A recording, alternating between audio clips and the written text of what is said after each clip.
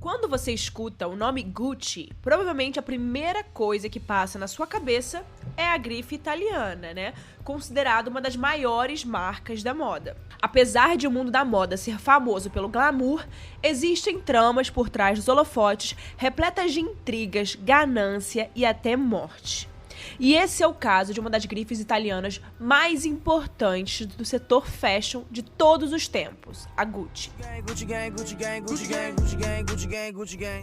Em 27 de março de 95, Giuseppe Onorato, funcionário de um edifício na Via Palestro, na Itália, preparava-se para começar seus afazeres diários.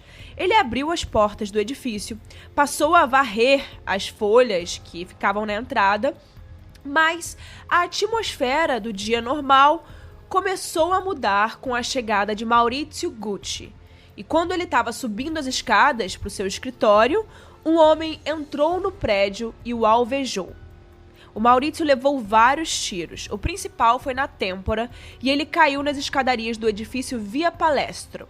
Era o fim de uma era para os Gucci e o começo do caso de assassinato que balançou a Itália dos anos 90. O assassinato de Maurizio Gucci selou o fim de uma era de glamour, traições e muitas brigas que envolviam o nome da família Gucci.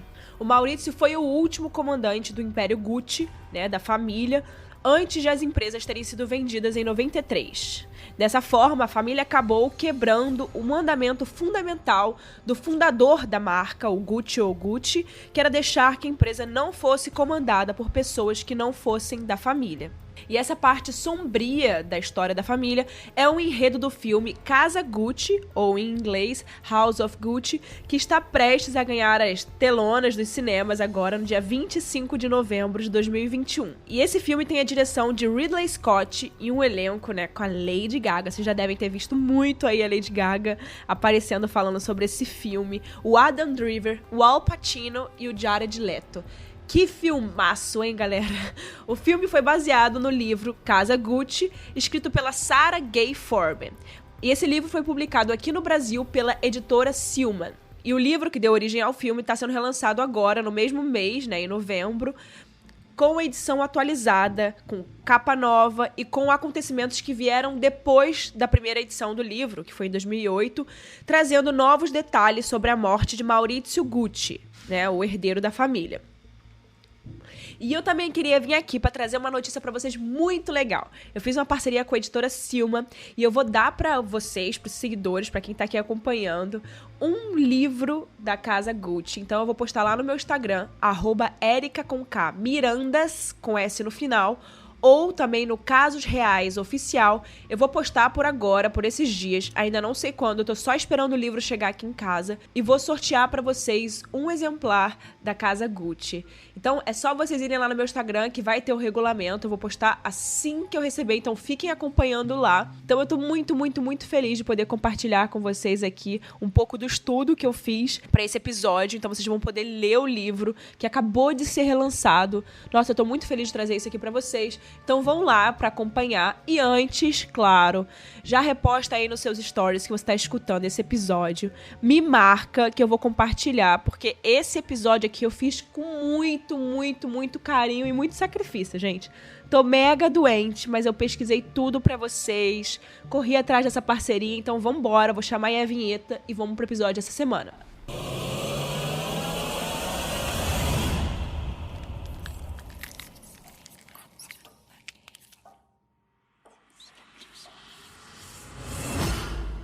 Eu vou começar introduzindo para vocês a história da Gucci, né? Eu queria também trazer com esse episódio a história dessa marca. Os Gucci eles vieram da região de Florença, na Itália. A história começou lá no século XIX, quando pais de Guccio lutavam contra a falência do negócio de chapéus de palha da família. O ambicioso Guccio abandonou a miséria na qual ele se encontrava e decidiu ir para Londres. Lá ele trabalhou no Hotel Savoy, que era um hotel de luxo. O Gucci via as malas dos hóspedes que ficavam lá e ele ficou muito impressionado com a qualidade dos produtos, e especialmente os que eram feitos de couro, já que ele tinha tido muito contato com esse material lá na juventude dele na Florença. Quando ele voltou para Florença, o Gucci se apaixonou por Aida Calvelli, que deu à luz a 3 meninos que seriam o futuro da Gucci, né? Que era o Aldo, o Vasco e o Rodolfo. Eles também tiveram uma filha, que era a Grimalda, mas os direitos dela, né, como herdeira da Gucci, foram negados depois de alguns anos, né, posteriormente, porque ela era mulher. Gente, até hoje a sociedade italiana é muito machista. Agora vocês imaginam naquela época, né? Era muito machista. Até hoje a sociedade italiana é muito machista. Se vocês acham o Brasil machista, a Itália é ainda mais, tá? Só esse parênteses aqui pra vocês. Bom, depois da Primeira Guerra Mundial, o Guccio trabalhou na Franze, que era uma empresa de artefatos de couro, especializada só em couro. E foi lá que ele aprendeu muitas técnicas de secagem no manejo do couro. E com muito talento, ele chegou a ser promovido nessa empresa, mas ele queria muito mais. Depois de ele acumular todo esse conhecimento que ele foi tendo nessa empresa e em outros lugares, né, também naquele Hotel Savoy, sobre artigos de luxo e também sobre o couro, né, por onde ele passava, ele fundou a primeira loja, né, que se chamava Valigeria Gucci, nos anos 20. A ideia de Guccio era atingir os mesmos clientes do Hotel Savoy, que era gente com muito bom gosto e que não via problema em pagar aqueles valores exorbitantes por uma bolsa, uma mala de couro. Naquela época era mala ainda. E durante os anos 20, a família começou a adquirir as primeiras lojas em lugares muito importantes da Itália. À medida que os filhos iam crescendo, era tradição que começassem a trabalhar nos negócios da família. Eles começavam de baixo e iam crescendo, né? Então, era aquela hierarquia, bem do estilo italiano, em que eles tinham que batalhar para ter as suas próprias coisas. O Guccio não queria que os filhos não percebessem o valor do dinheiro, já que ele veio bem de baixo, né? E dos 3 filhos, quem sempre se destacou pela dedicação e pelo gosto que tinha dos negócios, né, para os negócios, foi o Aldo Gucci. Ele começou atendendo na loja da família e ele tinha uma lábia, tipo aqueles vendedores, sabe? Ele era muito bom nisso, ele era um ótimo comerciante. E dá até pra ver isso, se você for pesquisar algumas entrevistas que tem disponíveis no YouTube dele. Dá pra ver, ele era muito bom falando, ele tinha uma lábia muito boa. Já o Rodolfo Gucci, ele quis trabalhar na atuação.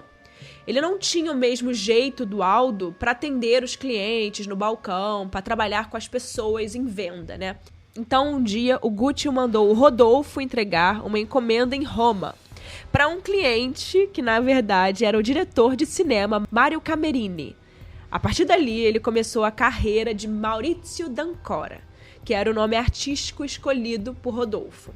E não foi nada planejado, não, tá? Ele foi fazer essa encomenda e eles nem perceberam que era realmente... Eles nem fizeram essa ligação. O Gucci, né? Nem fez essa ligação que pudesse gerar em algo, né? Então, o Gucci era meio contra essa carreira que ele resolveu seguir. Ele queria que ele ficasse nos negócios da família, né? Mas ele acabou construindo uma carreira bem importante como ator. E em 1948, nascia Maurizio, que era o filho de Rodolfo, que recebeu o mesmo nome artístico do Rodolfo, que era Maurizio, né? Maurizio D'Ancora. A mãe de Maurizio, a Alessandra Winkler-Rossen, morreu muito cedo.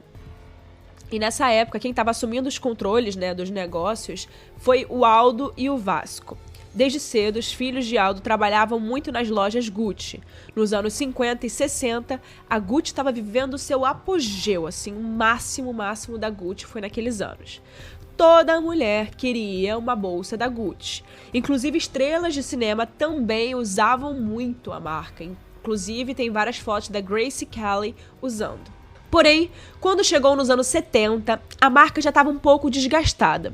De acordo com Lilian Passi, que é uma colunista de moda, a Gucci tinha virado sinônimo de algo cafona. Porque em todo lugar que você ia, você via aquele duplo GG, sabe? Foi tipo a Louis Vuitton numa época, que tem um monte de réplica na rua, todo mundo começou a se inspirar, então se tornou algo cafona, porque você não sabia nem mais reconhecer qual era o original e qual não era, né? Aquele GG ficou muito famoso e acabou ficando literalmente cafona. E era necessário revitalizar a marca e trazer o glamour, né, que ela tinha, que era o fato das pessoas quererem gastar tanto dinheiro de volta. E foi aí que começaram as brigas na família, né, entre Maurizio, Paolo e Aldo. Em 83, Com a morte de Rodolfo, Maurício, que até aquele momento não tinha participado muito dos negócios da família, herdou 50% das ações da empresa. E isso foi, assim, um motivo de estardalhaço, né, para Aldo e para os filhos dele. Já que eles se matavam pela Gucci, estavam sempre presentes nos negócios e não tinham a metade do negócio como Maurício tinha. Essa luta, né, daqueles 50% das ações foi muito noticiada pela imprensa italiana. Inclusive foi acusado de falsificar a assinatura do pai para ficar com essas ações, gente. Ele acabou sendo absolvido dessas acusações, mas até hoje não se sabe se foi realmente verdade. A história de amor entre Patrícia e Maurício, né, que era a parte que vocês queriam que eu chegasse, eu sei. Eu tava só introduzindo um pouco da história da Gucci para vocês entenderem um pouco de onde começou, quem é quem na história também, né? Porque tem muitos personagens na história, então tem que introduzir um pouco.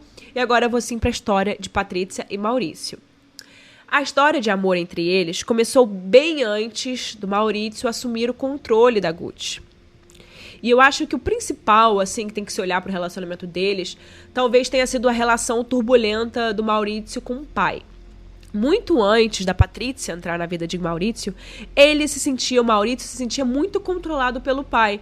Já que a mãe, a Alessandra, tinha morrido muito cedo, o filho era super protegido. E desde jovem o Maurício queria sair um pouco ali do controle de Rodolfo e foi com a Patrícia que ele indiretamente assim conseguiu ver a liberdade dele, de poder sair do controle, tentar mostrar que ele era homem, que ele queria ser independente. Então a Patrícia foi uma figura importante para isso, ele queria se rebelar a partir da Patrícia. A Patrícia e o Maurício, né, se conheceram em 70, na festa de debutante de Vittoria Orlando, em um apartamento da família, na Via Giardini, que é uma zona de ricos empresários em Milão, uma zona bem de elite. E apesar dele ser um rapaz cobiçado, o Maurício era muito desajeitado. Ele não era aquele cara que chamava atenção de longe, né? Ele foi conversar com a Patrícia, né? Ele não fazia isso com costume, ele era bem tímido na época. Naquela época, a Patrícia lembrava muito Elizabeth Taylor e era considerada uma jovem com muita beleza. Ela era muito bonita, ela chamava muito a atenção.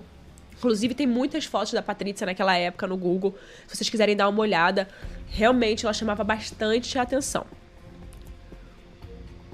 Ela tinha uns olhos, o que destaca muito dela e que quando falam da beleza dela é sempre os olhos. São olhos grandes, né, que chamam a atenção. A Patrícia não tinha um sobrenome de berço como Maurício tinha, né?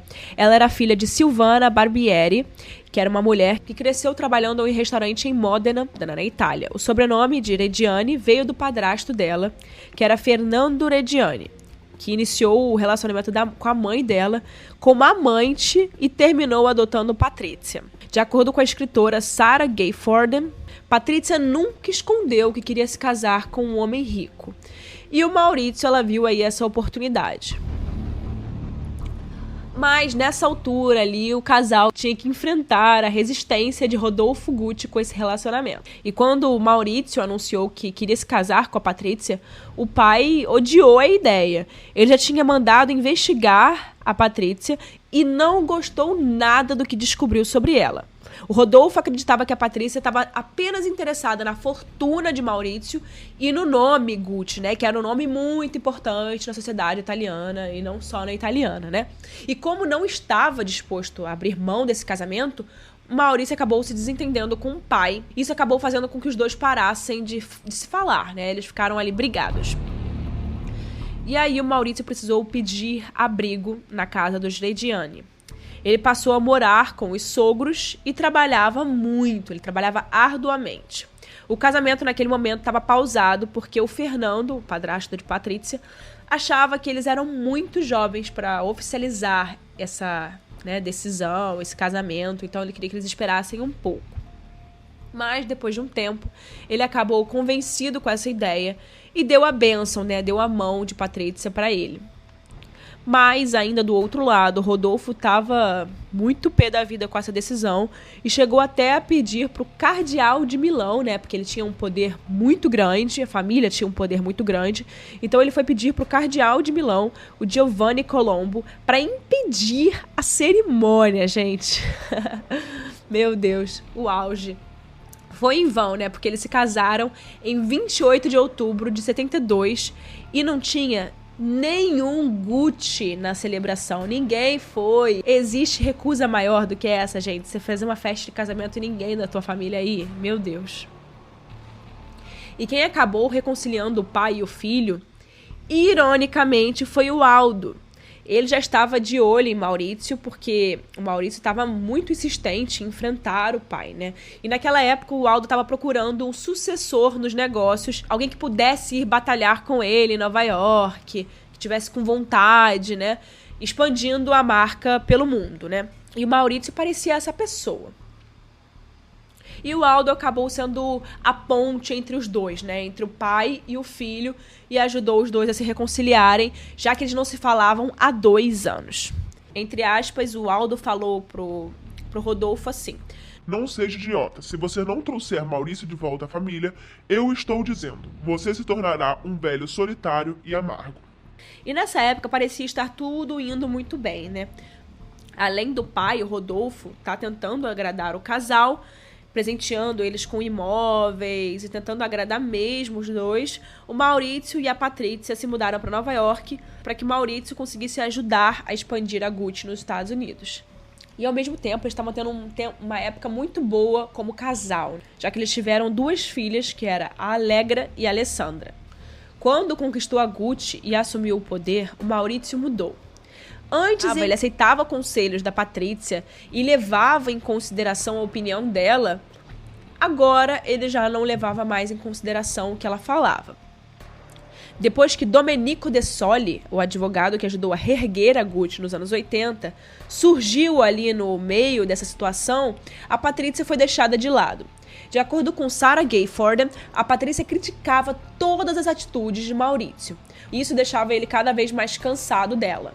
E em 1985, de acordo com o Diário de Patrícia, esse foi o ano definitivo da separação dos dois. Antes, eles até tentaram manter as aparências pela sociedade italiana, pelas filhas, pela família e etc., mas não conseguiram. No Natal de 85, a coisa explodiu. A Patrícia ficou furiosa por ter sido desprezada pelo marido em uma data tão importante para a família. E a partir daí, cada um foi pro seu lado, né? O Maurício estava brigando pela guarda das filhas, afirmando que a mãe fazia a cabeça delas contra ele. Ele também começou a proibir que a Patrícia frequentasse as propriedades da família Gucci, como a famosa casa em St. Moritz.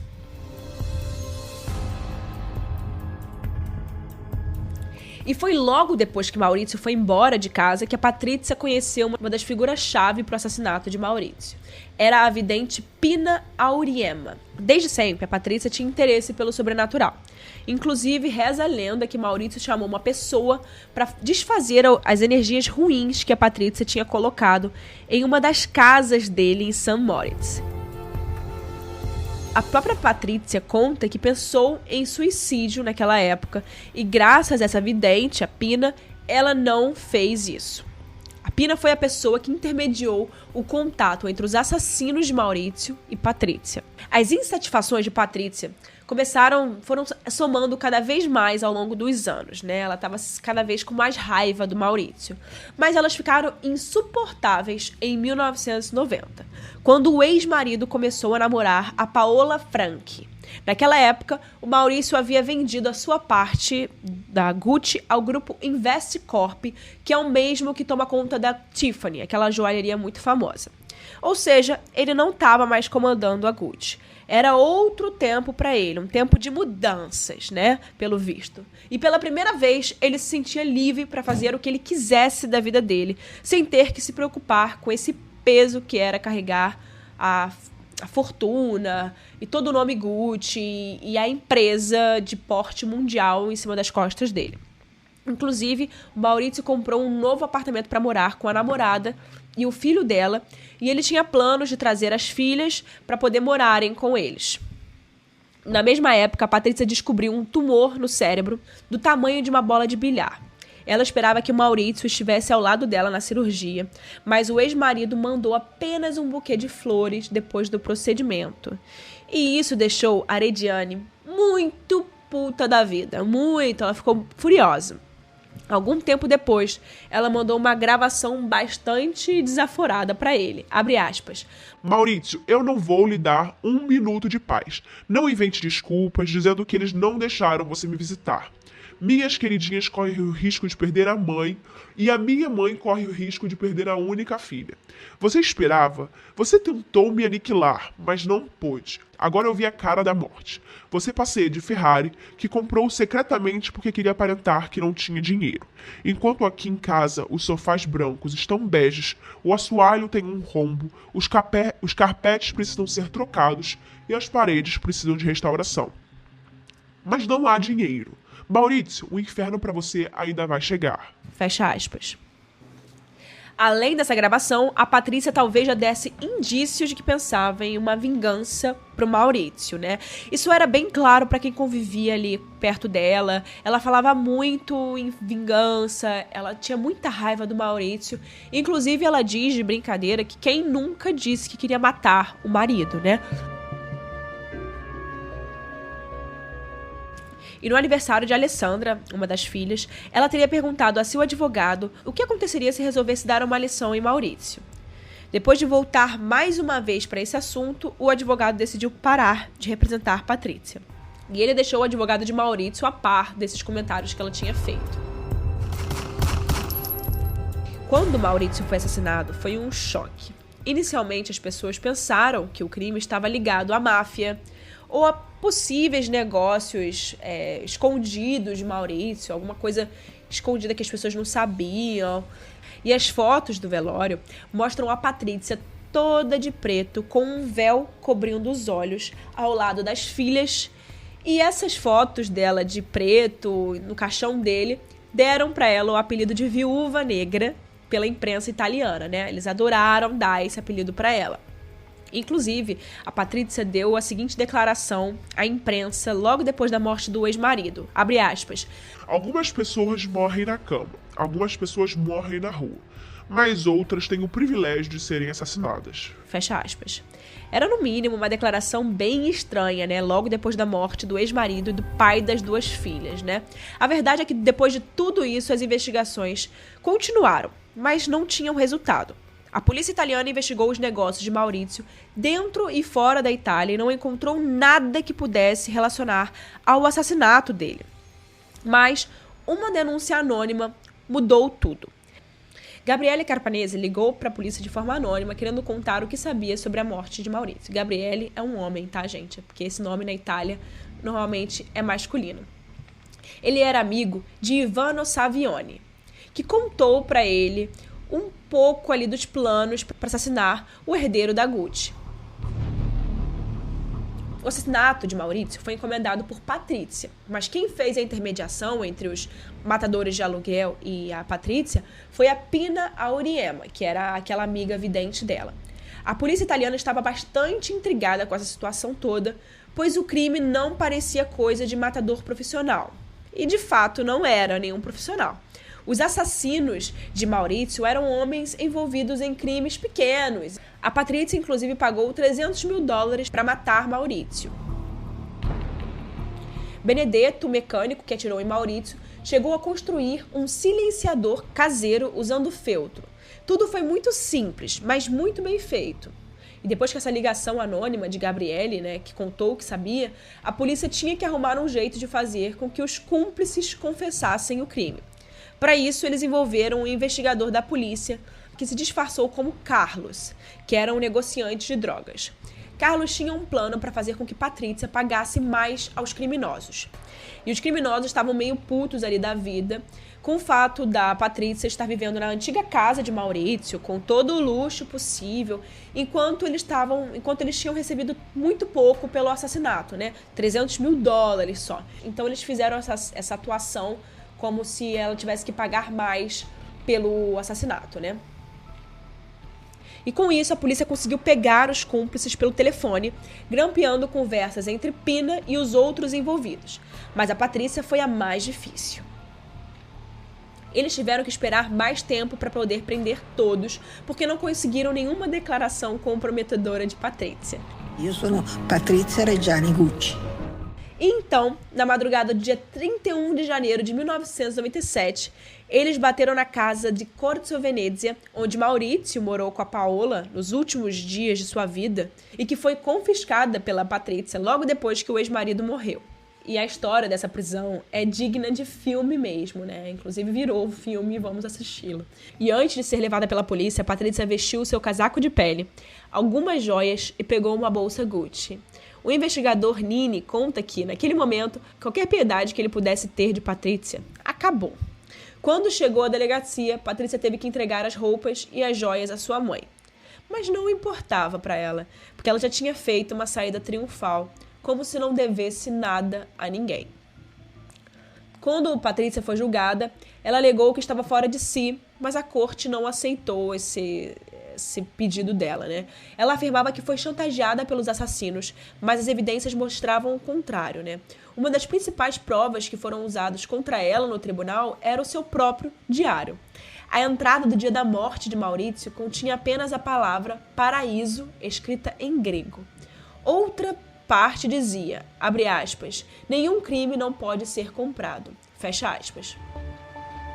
Em 98, ela foi condenada a 29 anos de prisão. Patrizia alegou que o tumor no cérebro tinha afetado a sua personalidade. Nos anos 2000, a pena foi diminuída para 26 anos. Ela chegou a tentar suicídio na prisão, tentando estrangular-se com um lençol. Mas ela acabou sendo salva e não conseguiu fazer esse suicídio. Em 2016, a Patrizia conseguiu a condicional por bom comportamento. E, inclusive, uma curiosidade aqui recente, esse filme que vai ser lançado hoje, da Lady Gaga, enfim. A Lady Gaga interpreta a Patrizia, né? E, inclusive, saiu uma entrevista recente que a Lady Gaga fala por que ela não foi conhecer a Patrizia pessoalmente, né? Para interpretar House of Gucci. E, inclusive, a Patrizia disse, em entrevista à Agência Nazionale Stampa Associata, que ela chegou a reclamar da Lady Gaga. Entre aspas, eu estou um tanto aborrecida pelo fato de Lady Gaga estar me interpretando no novo filme de Ridley Scott, sem sequer ter tido a cortesia e a sensibilidade de vir me encontrar.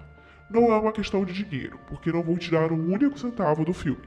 É uma questão de bom senso e respeito. Fecha aspas. Não acho certo eu não ter sido contatada e ver fotos de Lady Gaga entrando no camarim escrito Patrizia, e digo isso com toda a simpatia e apreço que tenho por ela. Patrizia Reggiani é muito mais do que ela leu e viu, o que os roteiristas lhe disseram. Eu mesma, ainda hoje, não terminei de me descobrir e continuo fazendo isso dia após dia. Quem pode me conhecer e conhecer a minha história melhor do que eu? Fecha aspas. E recentemente a Lady Gaga explicou por que ela não foi falar pessoalmente com a Patrizia, né? Abre aspas. O que foi importante para mim foi que eu assisti e li tudo. Além do livro, Casa Gucci, eu senti que o livro iria colorir os meus pensamentos, me dar muitas opiniões sobre Patrizia. Então eu fiquei longe dele, mas vi exposições, artigos de jornal e eu assisti bastante. Mas eu notei que ela mentia muito, eu entendi os maneirismos dela e os jeitos que ela fazia as coisas, até mesmo a forma como ela piscava muito enquanto falava. Após 1995, ou seja, depois do Maurizio ser assassinado. A Gaga, né, deduziu que Patrizia poderia contar uma versão da história diferente da realidade, na tentativa de melhorar a própria imagem dela para o público, né?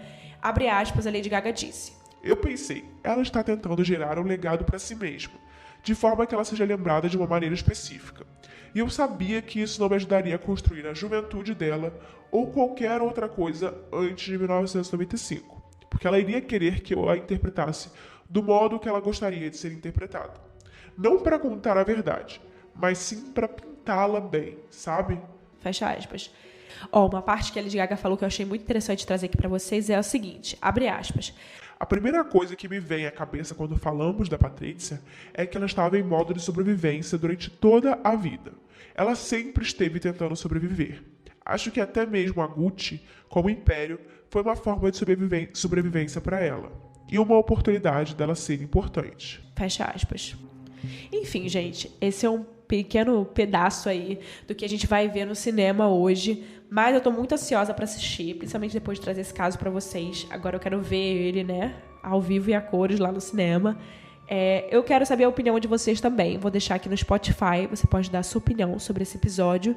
E, gente, eu acho muito doido, né? A Patrícia, ela tá aí com vida, né? Ela tem bastante entrevista dela no YouTube. Então, se vocês quiserem assistir alguma coisa, tem bastante coisa da Patrícia. Inclusive, por isso que talvez a atuação da Lady Gaga parece estar muito boa, porque tem bastante conteúdo da Patrícia para se inspirar, né? Enfim, gente, a Patrícia é culpada, não tem muito o que falar aqui, mas eu acho muito louco isso, como essa parte da rejeição, né? Me lembra muito o caso da Beth Broderick, mas o da Beth Broderick era bem diferente, né? O caso da Patrícia tinha bastante ganância ali envolvida, bastante dinheiro envolvida. O caso da Beth Broderick, os Brodericks não eram tão ricos assim. A gente está falando aqui de uma Gucci, uma Maison Gucci. Esse nome é inabalável, né? Gerações e gerações e gerações vão saber o que é Gucci. Então, assim, é um império mesmo.